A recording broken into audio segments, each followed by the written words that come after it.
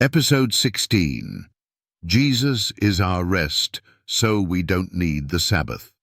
It's often said, Jesus is our Sabbath rest, implying that the literal seventh-day Sabbath is no longer necessary, because we now rest spiritually in Christ. While it is true that Jesus gives us spiritual rest, it does not cancel the fourth commandment. Hebrews 4:9 clearly states, "There remaineth therefore a rest to the people of God." The Greek word used here for rest is sabbatismos, literally meaning Sabbath observance. This verse is written years after the resurrection, affirming that the Sabbath remains for God's people. Jesus himself said in Matthew 11:28, "Come unto me, all ye that labor and are heavy laden, and I will give you rest." This is a spiritual rest from sin and guilt. But it is not a replacement for the weekly Sabbath rest that commemorates creation and redemption.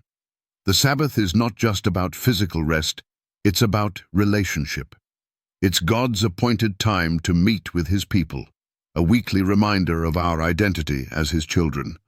It's sacred time, blessed and sanctified by the Creator. Saying Jesus is our Sabbath as an excuse to break the fourth commandment is like saying, Jesus is our truth, so we don't need to keep the commandment against lying. It twists a spiritual truth into an excuse for disobedience. The same Jesus who is our rest also said, "If you love me, keep my commandments." John 14:15. That includes the fourth.